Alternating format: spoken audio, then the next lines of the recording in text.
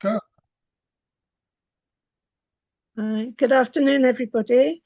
Welcome to our Kabbalat Shabbat this afternoon.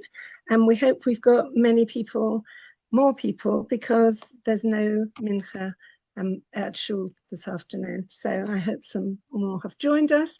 And first, we're going to start with the Devar Torah.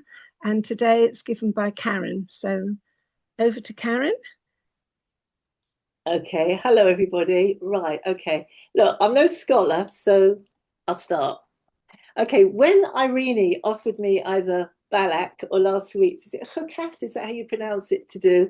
I actually jumped at the chance to do Balak. And that was for two reasons.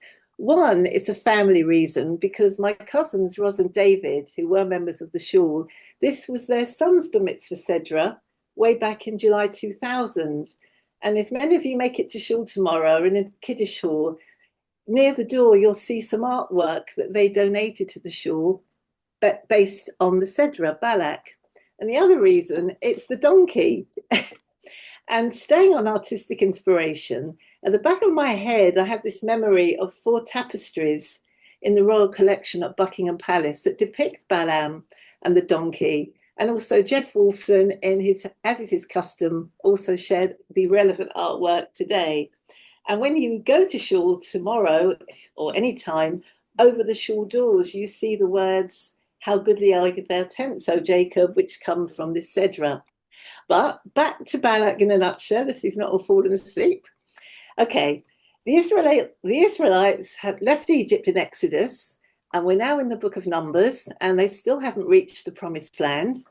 They've defeated other nations, PG that continues, and this week they come to the border of Moab.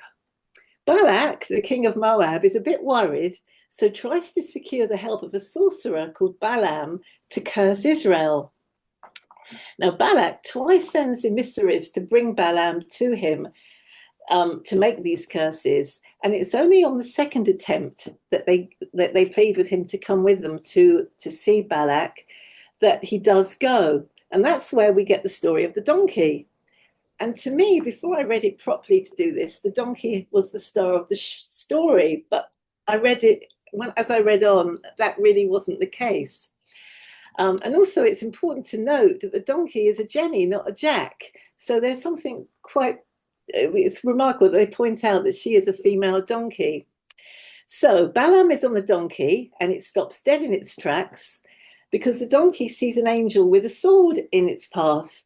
And Balaam, despite his spiritual reputation, sees nothing. So he hits his faithful, hardworking donkey not once, but 3 times. And then the donkey gets the power of speech and says to her master, "What have I done to you that you beat me 3 times?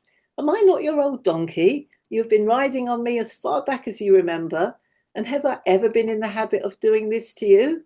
And it's at that moment that Balaam sees the angel who asks, "Why did you beat your donkey 3 times?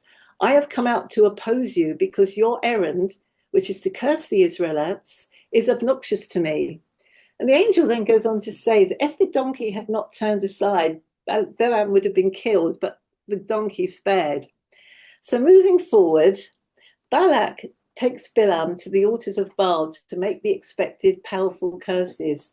And what comes out, actually, I found quite stunning. They were these beautiful blessings, which are, this is from the Harry Kaplan Humish, the translation. And Balaam declares, "I see this nation from mountaintops and gaze on it from the heights.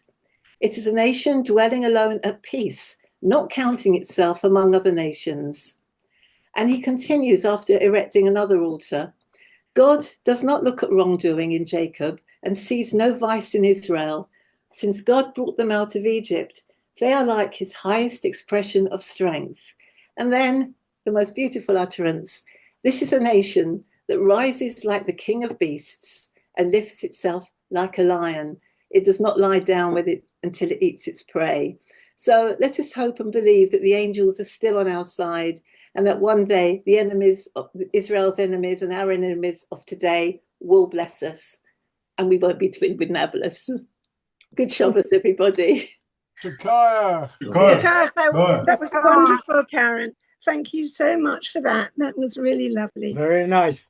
Thank you. Okay, now we're moving on to Kabbalat Shabbat.